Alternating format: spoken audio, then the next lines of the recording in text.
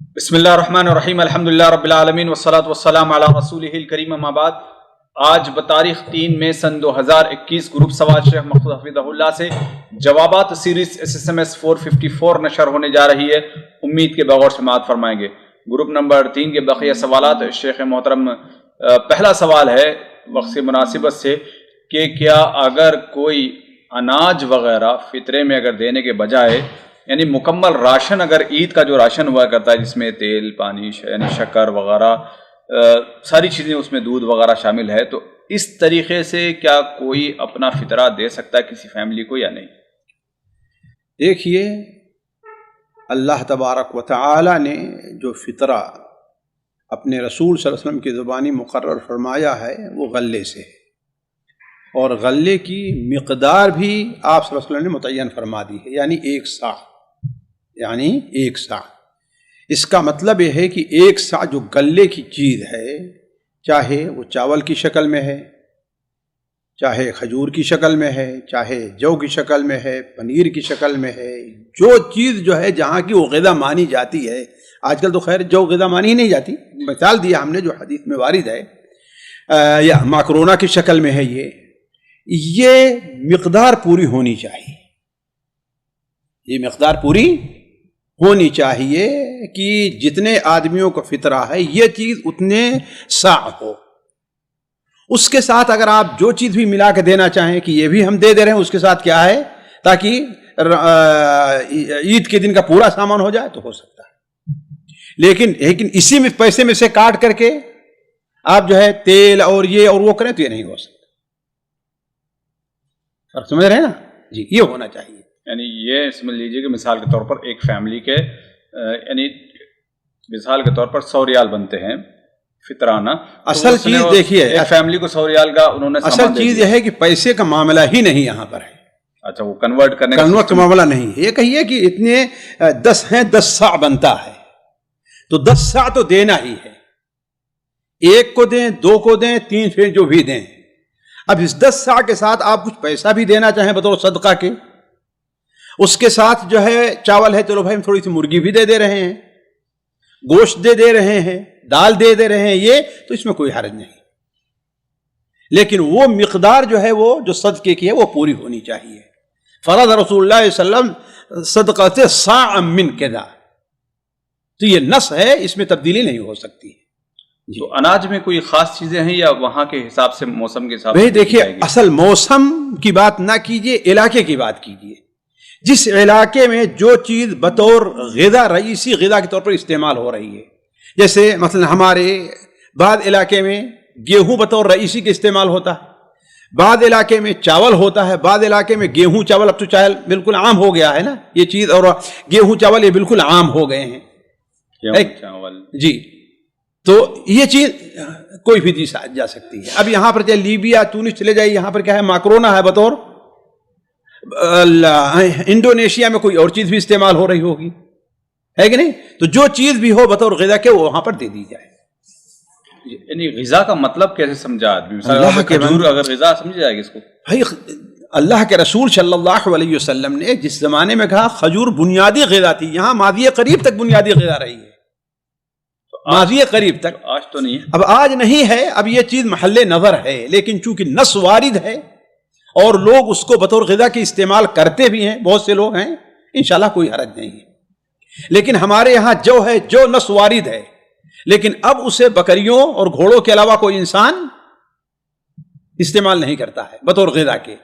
اب اس کی روٹی نہیں کھائی جاتی ہے کہ نہیں؟ پہلے کیا بنتا تھا کہ چلو اس کا ستو بن جاتا تھا، اب اس کا ستو بھی لوگ ستو جانتے ہیں، آج کے بچے ستو جانتے ہیں نہیں کیا چیز ہے کہ نہیں ہے؟ تو بالکل ہی متروک ہے، لیکن کھجور بالکل متروک نہیں ہے۔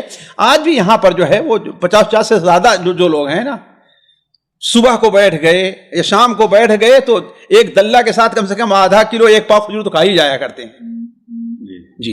یعنی یہاں پر ہم کسی بھی انسان کو اگر 3 کلو کھجور اگر دے دیتے ہیں ہمارے پاس جو موجود ہے، تو وہ ہمارا فطرانہ ادا ہو جائے گا؟ بالکل ادا ہو جائے گا، بھلے سے وہ ہمیں یعنی فری میں ہی کیوں نہ ملے، وہ آپ کی ملکیت میں ہے، آپ خریدے ہیں، آپ کو ہدیہ ملا ہے، آپ نے تبادل کیا ہے، آپ کو میراث میں ملا ہے، کسی بھی طریقے سے آپ اگر اس کے مالک ہو گئے ہیں تو اسے آپ دے سکتے ہیں جائز طور پر آپ اس کے مالک ہوئے ہیں تو اس کو دے سکتے ہیں آپ. نہیں، آپ نے ایک جو پر ایک حکم لگا دیا کہ وہ چیز جائز نہیں ہے، لیکن ابھی دوسرا حکم یہاں پر کھجور پہ کیوں نہیں؟ اللہ کے بندے وہی بتا بھی دیا ہم نے، آپ بتا اوقات جو ہے وہ توجہ نہیں دیتے. ہم نے کہا کہ کھجور بطور یہاں پر جو کھاتا ہی کوئی آدمی نہیں ہے آج، کسی چیز میں استعمال ہی نہیں ہے بکریوں اور جانوروں کھلانے کے علاوہ، وہ غذا ہی نہیں رہ گئی ہے آج. لیکن کھجور اب بھی غذا ہے. آپ بھی بغیر اجنبیوں میں غذا تھوڑی ہے شکایت بھائی، آپ بھی بغیر اس کے روزہ افطار کرتے ہیں آپ، تو اس کو غذا کہیں گے بھائی ایک ہے نا. اور آج بھی بہت سے اجنبی ہیں، آپ کیا جانے بہت سے اجنبی ہیں، بیٹھتے ہیں پوچھے قاری صاحب سے، بیٹھ جاتے ہیں تو نصف کلو کھا جاتے ہیں، ایک آدمی کھا جاتا ہے. آپ اپنے کو نہ دیکھیے، بہت سے اجنبی ہیں جو کھاتے ہیں جی، ان کے درمیان جا کے دیکھیے آپ. جی اگلا سوال ہے، ساتھی پوچھتے ہیں کہ اگر کوئی دکان وغیرہ کی جو زکوٰۃ، اس سے پہلے بھی یہ سوال آیا تھا، سامان جو دکان میں موجود ہے اس کا پرفیکٹ اندازہ لگانا، مثال کے کپڑے کی دکان ہے، بہت بڑی دکان ہے اور ہر ایک چیز گننا ان کے لیے ممکن نہیں ہے، تو کیا اندازے سے زکوٰۃ نکالی جا سکتی ہے یا نہیں؟ یہ ممکن نہیں ہے، یہ بات ذرا ممکن نہیں ہے. یہ کہ یہ مشکل ہے، یہ نہیں کہ یہ ممکن نہیں ہے. کتنی بھی بڑی دکان ہوگی ہے کہ نہیں، کپڑے کا گننا جو دکان والے ایک دن میں گن ڈالیں گے کتنا کیا ہے. جو مزدور کام کرنے والے ہیں بلکہ مستودع کو گن ڈالیں گے. آپ کپڑے دکان کی بات کر رہے ہیں، مستودع میں جب بغیر ترتیب کے رہا کرتا ہے سب گن ڈالیں گے، اور ایسا ہوتا ہے. اگر بیچنا ہو تو بھی اسے گنیں گے نہیں گنیں گے اس کو. لیکن بقول آپ کے اگر ممکن نہ رہ جائے، لیکن یہ چیز جو ہے قابل قبول نہیں کہ ممکن نہیں ہے، یہ کہ یہ مشکل ہے، ہم یہ کہتے ہیں جی ہے نا. تو اگر جو ہے ممکن نہیں ہے تو لگائے گا اور زیادہ لگانے کی کوشش کرے گا. وہ حساب جو لگائے گا وہ کیا ہے؟ زیادہ. اس لیے اس کی دلیل کیا ہے؟ اس لیے کہ اللہ کے رسول سے جو کھجور وغیرہ ہے نا، ظاہر بات اس کا کیا ہے، اس کو یہ تولنا یہ کہ ہے مشکل رہتی ہے نا، تو اس کے لیے کیا ہے، ایک اندازہ لگا کر کے ہاں اتنے کلو، جو تجربے کار ہیں، ہاں بھائی اتنے کلو کھجور ہے، اس کی اتنی زکوٰۃ نکلے گی، تو ایسا ہو سکتا ہے. اس لیے کھجور ہے، انگور ہے، اس میں تو وہی چیز ہے نا. جی مگر اگر تول یعنی بھلے سے اس میں دقت ہو جائے تب بھی گننا ضروری ہے. بالکل گننا ضروری ہے. اچھا، جو سامان مثال کے طور پر ایک کپڑا، جو کپڑے کی دکان ایک تھان اس کے اندر رکھا گیا ہے، اس کا ریٹ کس حساب سے، جو بیچنے والا بکنے کا جو ریٹ ہے جس حساب سے وہ بکے گا اس کا ریٹ ہے، خرید کا ریٹ نہیں لگے گا. بک بھی سکتا ہے، نہیں بھی بک سکتا ہے، نہیں بک سکتا ہے. ہر چیز جو ہے وہ گھر میں ایک آدمی 10 آدمی رہتے ہیں. جہاں تک ہمیں پتا ہے کہ جو جس پہ خریدی گئی ہے اس کی جو ملکیت ہے اس پہ رکھنا چاہیے. یہ پتا ہے آپ کو؟ نہیں، ایسے آپ سے ہی سنا تھا. نہیں، ہم نے کہا ہے کہ اس کی جو موجودہ قیمت وہ لگائی جائے گی. موجودہ جو قیمت ہے وہ لگائی جائے. قیمت یعنی جو اس نے مارکیٹ سے، جو ہول سیل مارکیٹ سے جو اس نے خریدا ہے وہی لگائے گا نا. نہیں بھائی، وہ بیچ کس حساب سے رہا ہے؟ یہ کم بھی ہو سکتا ہے، زیادہ بھی ہو سکتا ہے. ہو سکتا ہے اس کی قیمت گھٹ گئی، اس لیے اس کو موجودہ قیمت لگائے گا، وہ خرید قیمت نہیں لگائے گا.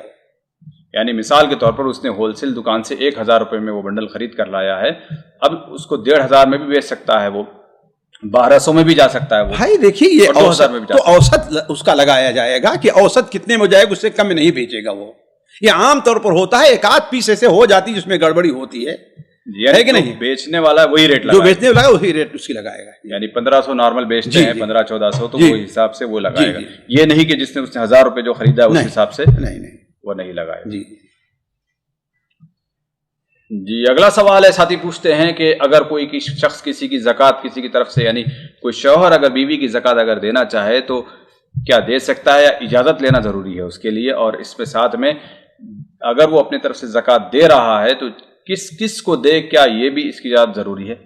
بھائی دیکھیے، اولا کس زکوٰۃ کے بارے میں پوچھ، زکوٰۃ فطر کے کہ عام زکوٰۃ کی؟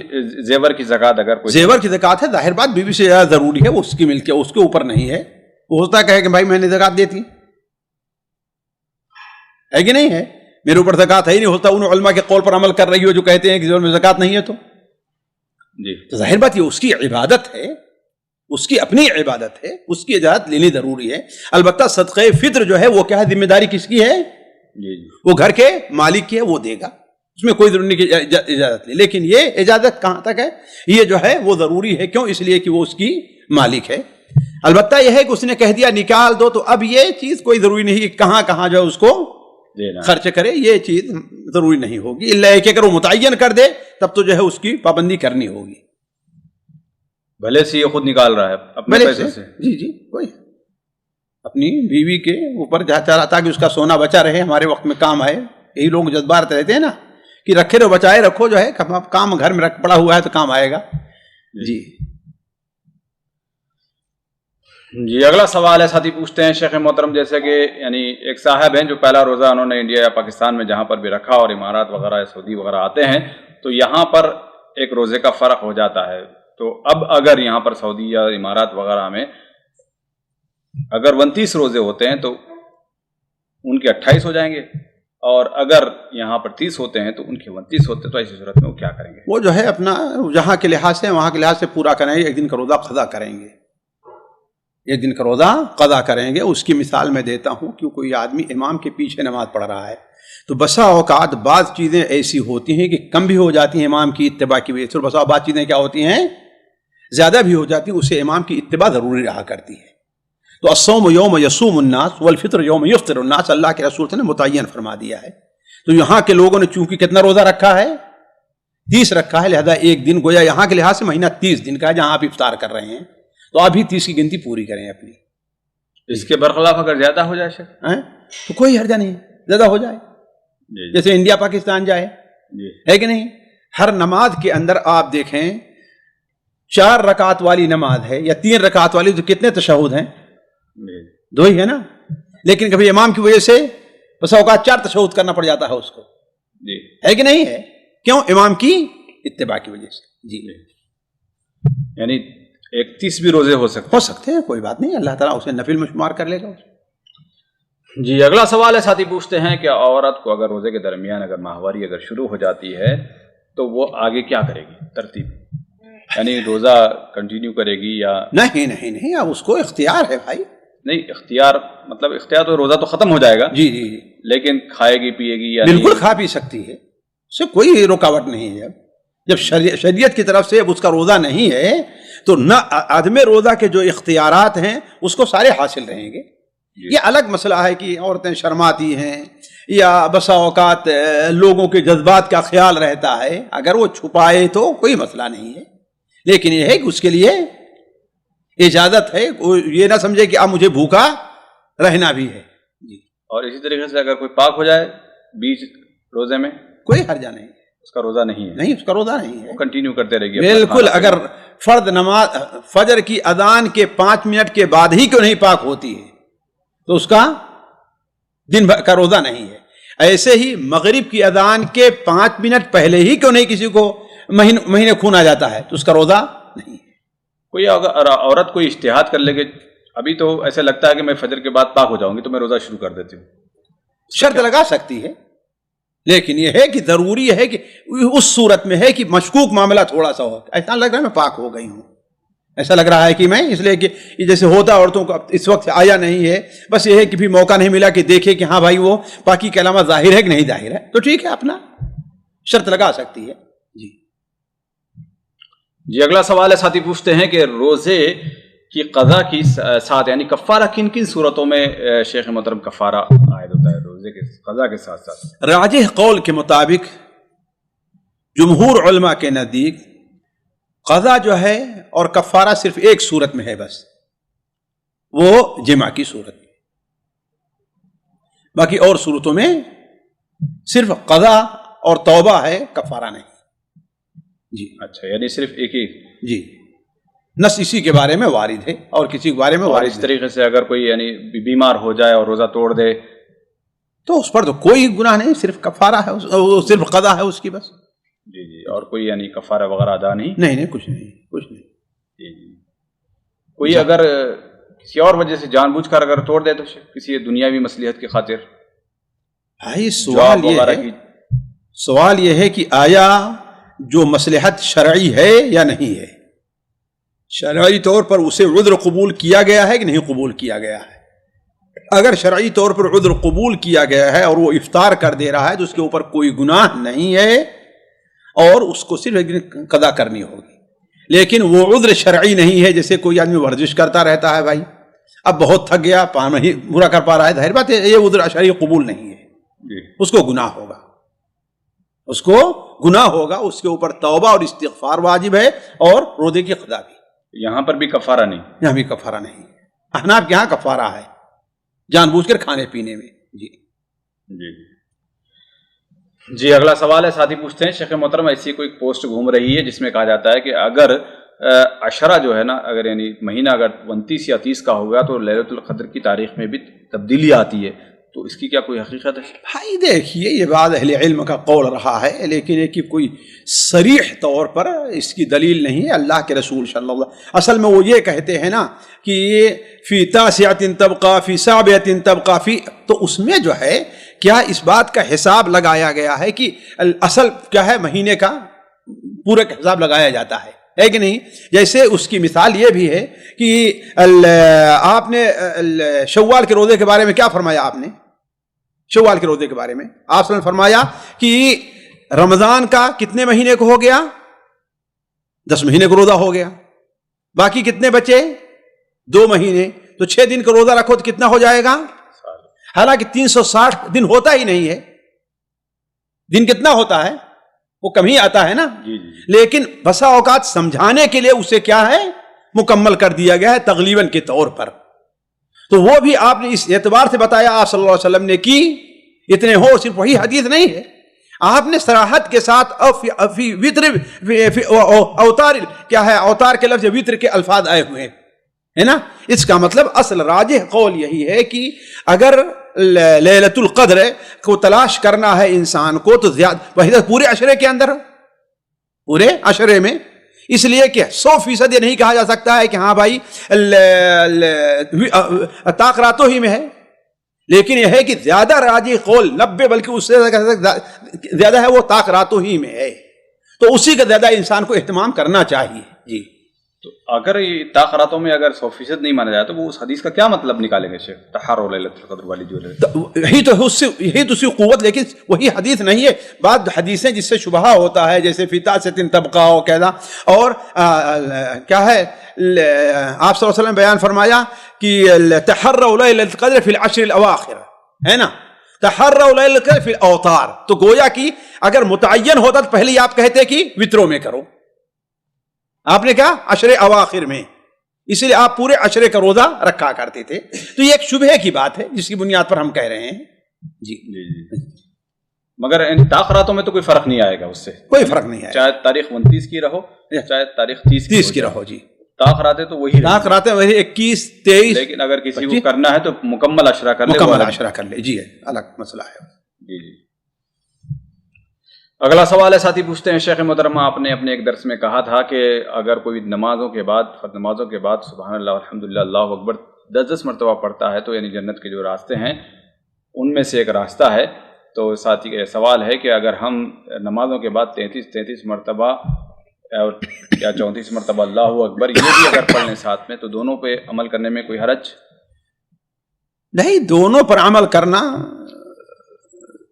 یہ چیز ذرا کم سمجھ میں آ رہی ہے. البتہ یہ ہے کہ آپ اس پر عمل کر لیتے ہیں تو 10 پر بھی عمل ہو جائے گا, ہے کہ نہیں, یا انسان ایسا کرے کہ کبھی اس کے اوپر کر لے اور کبھی اس کے اوپر عمل کر لے.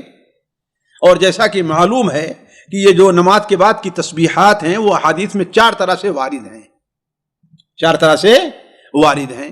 10 بار ہے, 25 بار ہے, اور چوتھی بار کیا رہے گا, لا الہ الا اللہ, لا الہ الا اللہ. اور اسی طریقے سے ہر سبحان اللہ والحمدللہ لا الہ واللہ اکبر یہ 33 بار ہیں, اور 34 بار کیا ہے 100 پورا کرنے کے لیے لا الہ الا اللہ لا شریک لہ لہ الملک وله الحمد. اور چوتھا کیا ہے طریقہ ہے کہ سبحان اللہ 33 بار, الحمدللہ 33 بار, اللہ اکبر 34 بار. تو انسان کو چاہیے کہ اس طریقے سے عدل بدل کر کے پڑھتا رہے. سفر پر جانا ہے یا سفر میں ہے, انسان کو تھوڑی سی مشکل ہو رہی ہے 33 بار پڑھنا, کس پر اکتفا کر لے, 10 پہ اکتفا کر لے. جی جی اگلا سوال ہے، ساتھی پوچھتے ہیں کہ شیخ محترم میرے ایک ساتھی ہیں جن کو ہفتے میں 2 یا 3 مرتبہ احتلام ہو جاتا ہے، لیکن جب وہ غسل کرتے ہیں چاہے گرم پانی سے کریں اور گرم وقت پہ بھی اگر کریں تو وہ بخار، سردی اور بہت ساری بیماریاں انہیں ہوتی ہیں۔ سوال یہ ہے کہ کیا وہ فجر میں تیمم کر لے اور بعد میں وضو کر کے نمازیں مکمل کرتا رہے؟ یہی ان کے اوپر واجب ہے تیمم کرنا۔ جب وہ بیمار ہو جاتے ہیں، صحت کا خطرہ ہو جاتا ہے، تو ان کے لیے تیمم کرنا گویا کہ متعین ہے، تیمم کرنا متعین ہے۔ پھر دن میں جب دیکھیں جب دھوپ ہوئی اور گرم پانی کر لیا اور زیادہ دیر تک اندر رہنا ہے، بسا اوقات آپ نہائے اور باہر جائیں تو آپ کو فوراً اثر ہو جائے گا، لیکن اندر ہی رہنا ہے 1 آدھ گھنٹے کے لیے تو اس کا اثر نہیں ہوتا۔ تو جب دیکھیں کہ وقت ہے تو اپنا نہا لیں اور باقی جو ہے نہیں تو تیمم کافی ہے ان کے لیے۔ یعنی اگر وضو کرنا چاہیں تو تیمم یا وضو جائز نہیں ہوگا ان کے لیے؟ نہیں، صرف وضو جو ہے وہ کافی نہیں ہوگا نا، نماز کے لیے تو وضو کریں گے نا، البتہ غسل کی جگہ پہ تیمم کرنا ضروری ہوگا، غسل کی جگہ پر تیمم کرنا ضروری ہے، البتہ وضو کے لیے جو ہے ان کے لیے وضو کرنا ضروری ہوگا، اس لیے کہ وضو غسل کی جگہ تیمم ہے اور وضو کی جگہ وضو کرنا ہوگا۔ جی یعنی غسل کی جگہ وضو کافی نہیں ہو سکتا؟ نہیں، یعنی ڈائریکٹ، یہ تو بیچ میں لگ رہا تھا تھوڑا سا اور افضلیت والا معاملہ نہیں لگتا ہے؟ نہیں بھائی، غسل پورے جسم کا ہے ہوتا ہے اور وضو جو ہے صرف اعضاء وضو کا ہے، بس کیسے ہوگا؟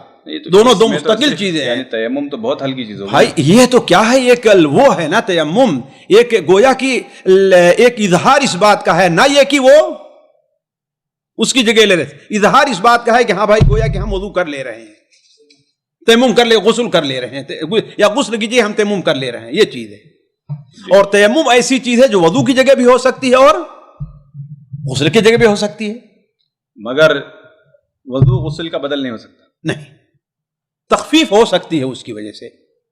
جنابت کے حیض کے بارے میں نہیں وارد ہے، جنابت کے بارے میں کیا ہے، وہ تخفیف ہو سکتی ہے لیکن اس کا بدل نہیں بن سکتا ہے، لیکن تیمم بدل بنے گا۔ تیمم دونوں کا بدل بن سکتا ہے۔ جی اگلا سوال ہے، ساتھی پوچھتے ہیں شیخ محترم اگر ہم 4-5 لوگ اگر ایک جگہ کام کرتے ہیں اور وہاں پر ایک ہم نے اماؤنٹ اگر فکس کر دیا ہو کہ اگر کسی کو ضرورت آئے گی تو وہ لے لے گا، تو یہ طریقہ کار کیسا ہے؟ اچھی چیز ہے، یہ تعاون البر والتقوی ہے، اسی کو تأمین التعاونی کہتے ہیں، یعنی آپس میں ایک دوسرے کی مدد کے لیے جو اپنا یہ پیسہ جمع کر رہے ہیں انشورنس کے لیے، کیا ہے تو یہ چیز جائز ہے، کوئی حرج نہیں ہے، اس کو تو علماء نے ویسے بھی ہر جگہ جائز قرار دیا ہے۔ جی اگلا سوال ہے، ساتھی پوچھتے ہیں کہ شیخ محترم میں نے علماء اکرام سے سنا ہے یا بہت سارے بیانات میں ہم نے سنا ہے کہ اگر ایک ناخن کے برابر بھی اگر وضو کرتے ہوئے پانی اگر رہ جائے، ایک بال برابر بھی اگر رہ جائے تو وہ وضو مکمل نہیں ہوتا ہے، غسل مکمل نہیں ہوگا، تو اس کی کیا حقیقت ہے؟ بھائی دیکھیے، جہاں تک ناخون کے برابر یہ وضو کا معاملہ ہے، یہ تو حدیث صحیح مسلم وغیرہ میں ہے کہ آپ صلی اللہ علیہ وسلم نے کسی شخص کو دیکھا کہ وضو کیا لیکن اس کے جسم یا پیر میں ناخون کے برابر رہ گیا، تو آپ نے فرمایا ارجع، جاؤ تم احسن وضوءک، اپنا وضو پورا کر کے آؤ۔ یہ تو وضو کے بارے میں ناخون کے برابر ہے۔ اب جب وضو میں ہے تو اس کا مطلب کہ غسل کے اندر بھی ایسا ہونا چاہیے، غسل میں بھی اگر چھوڑ دے رہا ہے ناخون کے برابر تو ہے۔ البتہ جہاں تک بال کے برابر والی حدیث کا تعلق حضرت علی رضی اللہ تعالی عنہ سے ہے، وہ مسند احمد اور سنن وغیرہ میں، لیکن وہ حدیث ضعیف ہے، وہ حدیث ضعیف ہے کہ آپ صلی اللہ علیہ وسلم نے بیان فرمایا کہ من ترک موضع شعرۃ من الغسل من الجنابہ، او کما قال علیہ الصلوۃ والسلام فعل به کذا وکذا، اس کے ساتھ یہ معاملہ کیا جائے گا، تو وہ حدیث ضعیف ہے۔ البتہ جو ناخون کا معاملہ ہے، یعنی گویا کی طہارت جہاں پر حاصل کرنی ہے، چاہے وضو کا ہے یا غسل کا ہے، وہ پورے جسم کو ہونا چاہیے۔ ناخون کا مطلب یعنی ناخون کو کتنا حصہ رہے گا؟ عام طور پر کہتے ہیں ناخون کے برابر یہ ہے، نہ یہ کہ جو کاٹنے کے بعد نکلتا ہے، نہیں، وہ یہ جی یہ ناخون کے برابر کا حصہ ہے، یعنی اور اگر بال کے برابر ہے تو ظاہر بھی نہیں ہوگا، بطور مبالغہ کے ہے کہ نہیں، بال کے برابر ہے اور تو ظاہر بھی نہیں ہوگا، بطور مبالغہ کے ہے۔ اصل یہ چیز ہے کہ کہیں بھی کچھ نہیں رہنا چاہیے۔ جی اگلا سوال ساتھی پوچھتے ہیں شیخ محترم کہ 4 رکعت والی جو سنتیں ہیں ان کو صرف 4 ایک ساتھ پڑھنا افضل ہے یا انہیں بھی 2 کر کے پڑھنا چاہیے؟ دیکھیے یہاں پر ایک چیز دیکھ لیں، اصل چیز یہ ہے، اصل قاعدہ یہ ہے کہ الصلاۃ مثنا مثنا، نفل نماز کیا ہے وہ دو دو رکعت کر کے ہے۔ ہاں اگر کسی کے بارے میں صراحت کے ساتھ آ جائے کہ آپ صلی اللہ علیہ وسلم نے ایسا پڑھا ہے یا اجازت دی ہے تو کوئی حرج نہیں ہے۔ اور میرے اپنے ابھی جو یادداشت ہے میری ہے کہ 2 نمازیں ایسی ہیں کہ آپ صلی اللہ علیہ وسلم نے 4 کو ایک سلام سے پڑھنے کی اجازت دی ہے۔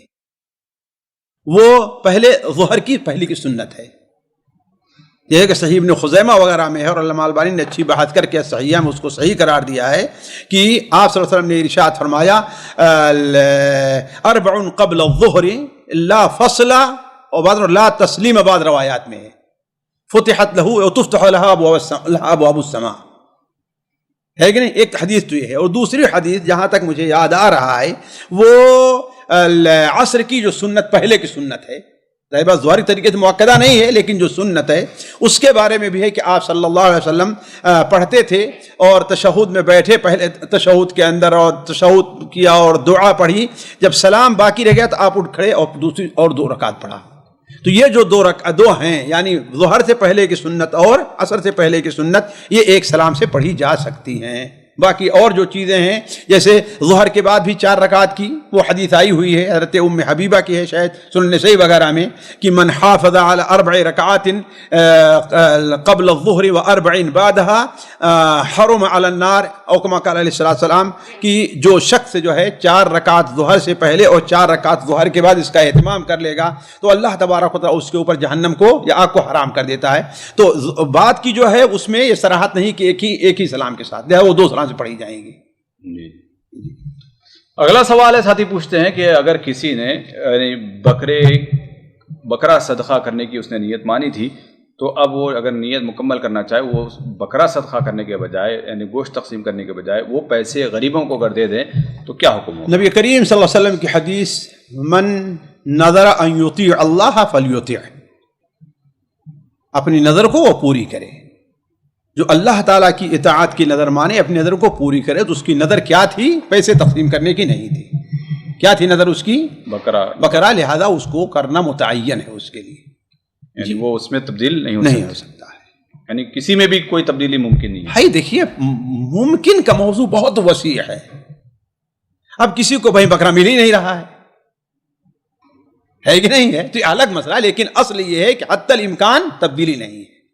مثال کے طور پر کچھ لوگ کہہ دیتے ہیں کہ آج کا جو پریشانی کا دور ہے، لوگ نہیں پریشان ہیں، گوشت کہاں کھائیں گے، لوگ تو دال کھانے کو نہیں مل رہا ہے۔ گوشت نہیں کھائیں، گوشت اور شوق سے کھائیں گے؟ نہیں مطلب اتنا یعنی گوشت کھلانے کے بجائے بھائی یہ تو اس زمانے میں تو اور بہتر ہے کہ بیچارے دال کھا کر اگتا گئے ہوئے ہیں نا، گوشت ان کو مل جائے تو کتنا اچھا ہوگا ان کے لیے۔ مثال کے طور پر یعنی گوشت یعنی کھائیں گے، مثال کے طور پر 10 15 20 آدمی لوگ، اگر اتنے پیسوں میں اگر دال کھانا اگر ہم کھلا دیں گے تو میرے خیال سے 1000 لوگ کھا لیں گے۔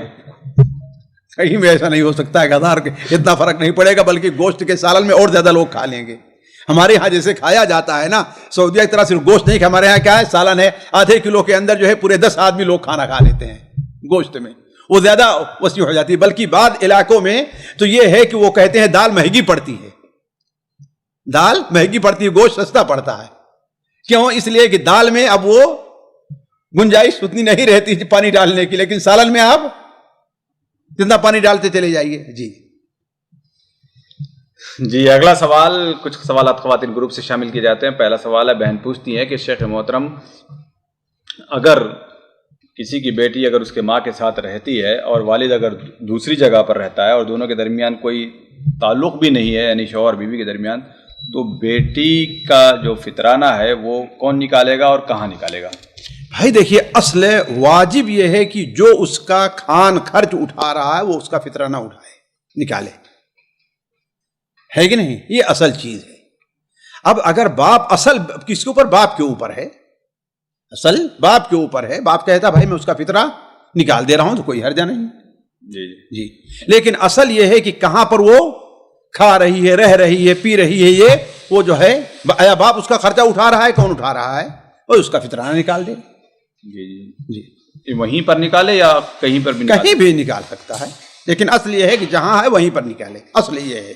جی اگلا سوال ہے، بہن پوچھتی ہیں کہ شیخ محترم سورۃ الاعراف میں ایک آیت کا ترجمہ کہ جب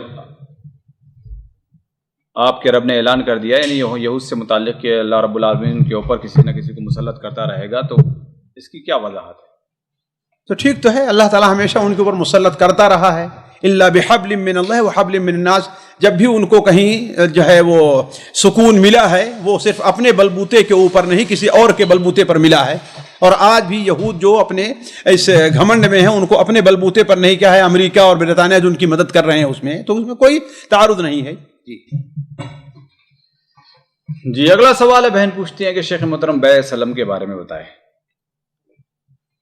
بیع سلم جو ہے وہ یہ ہے کہ انسان کسی کو جو ہے وہ پیسے دے دے اور کہے کھجور ہے کہ میں اتنے وقت میں کیا ہوگا، میں کھجور جب موسم آئے گا تو اس کو میں لے لوں گا، تو ٹھیک ہے چلتا ہے، اللہ تعالیٰ نے اس کی اجازت دی، اللہ کے رسول نے اس کی اجازت دی ہے۔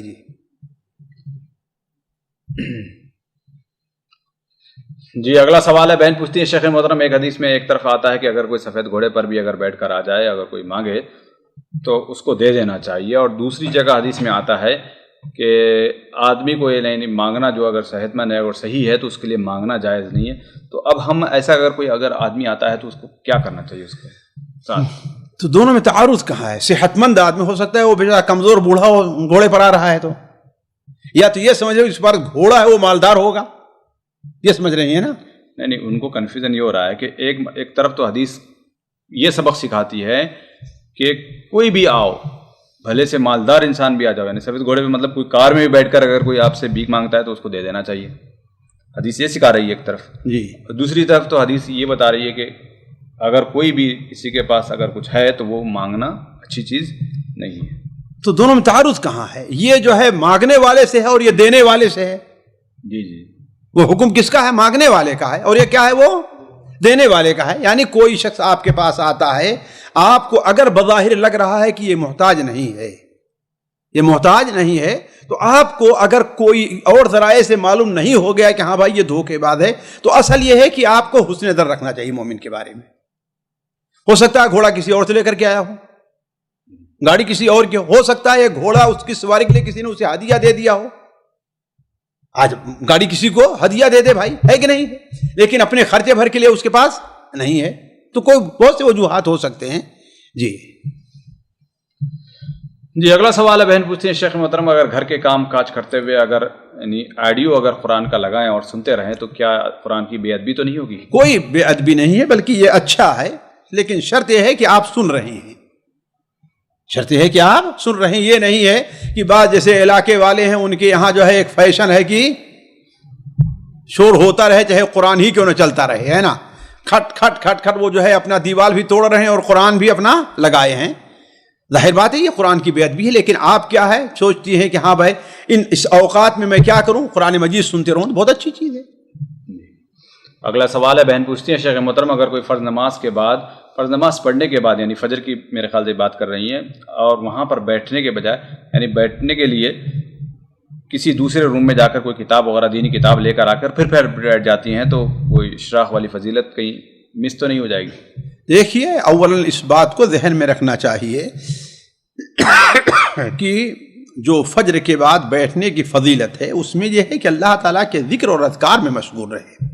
علمی کتاب پڑھنا، دینی کتاب پڑھنا یہ ذکر اذکار نہیں ہے، ذکر اذکار خارج چیز ہے۔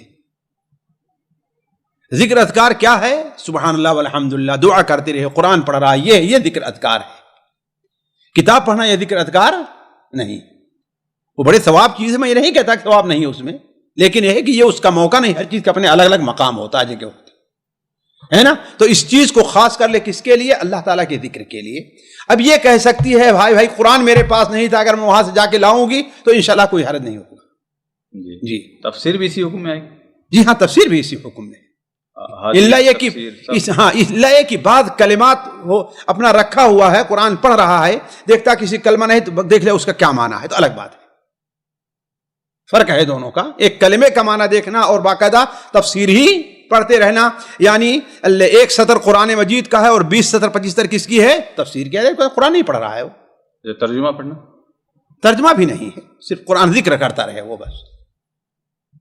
یعنی قرآن تو ذکر ہے. بھائی قرآن ذکر ہے لیکن اس کے ساتھ اور تو ملا دے رہے ہیں نا، بلکہ زیادہ ہو جائے گا، ترجمے میں زیادہ ہو جائے گا، نص سے زیادہ ہو جا رہا ہے. اس کا حکم سمجھ کر تو پڑھنا ہے بھائی، سمجھ کر پڑھنا تو یہی وقت رہ گیا سمجھ کے پڑھنے کے لیے. پورا دن کہاں گیا آپ کا، پورا مہینہ سال کہاں گیا. اب کوئی کہے کہ ہاں بھائی ہمارے اوپر جو ہے اللہ کا ذکر کرنا، ہم لا الہ الا اللہ مانا نہیں سمجھتے ہیں، لہذا ہم بیٹھ کر کے مانا سمجھنا شروع کر دیں، تو اس کے لیے بہت سے اوقات ہیں. جی اگلا سوال ہے، بہن پوچھتی ہیں کہ شیخ محترم اگر کام اور مشغولیت کی وجہ سے اگر کوئی جمعہ کے دن سورہ کہف نہیں پڑھ پاتی ہے تو کیا وہ جمعرات کے دن ہی رات میں پڑھ سکتی ہے؟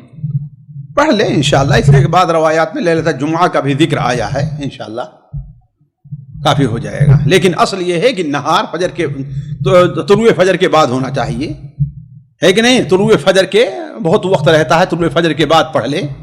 لیکن اگر یہ ہے کہ نہیں ہو پا رہا ہے، جیسے بہن کہہ رہی ہیں صحیح ہے، بہت سے لوگوں کو یہ اندازہ نہیں رہتا کہ فجر کے بعد سے اب جو ہے دن شروع ہو گیا ہے. فجر کی اذان ہو جائے تو سورہ کہف جو ہے وہ پڑھ لے اپنا. لیکن اگر نہیں ہے، اللہ تعالیٰ جو ہے آسانیاں کرے، ان کے اوپر سے مشغولیت کو اللہ تعالیٰ کم کرے، تو اپنا جو ہے وہ رات میں پڑھ سکتی ہیں، انشاءاللہ کوئی حرج نہیں ہے. جی اگلا سوال ہے، بہن پوچھتی ہیں کہ شیخ محترم اگر کسی کا شوہر اگر اپنی بھابھی سے اگر بات کرے، اگرچہ کہ چہرہ نہیں دیکھتا ہو اور بھلے سے اس کے اندر مذاق بھی اگر ہو جاتا ہے، تو کیا حکم ہے؟ بھائی دیکھیے، یہاں پر دو بات ہے. ایک بات تو یہ ہے کہ بھابھی ہے یا کوئی غیر ہے، وہ اس کے لیے غیر محرم ہے، عام غیر محرم عورتوں کی طریقے سے ہے.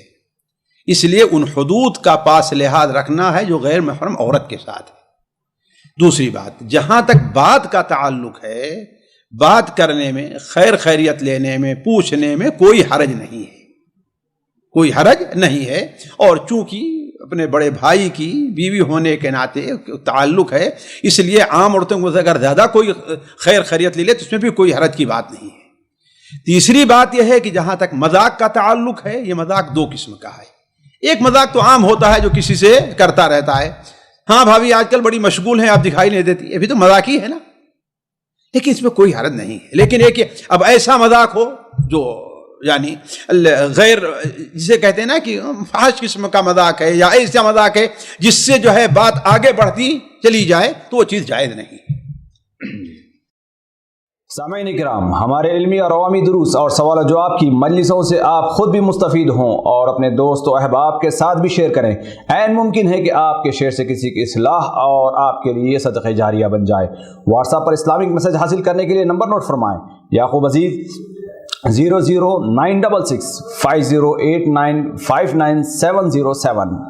واٹس ایپ سوال جو آپ گروپ میں ایڈ ہونے کے لیے نمبر نوٹ فرمائیں: عبدالسلام عمری 00966 502627 622.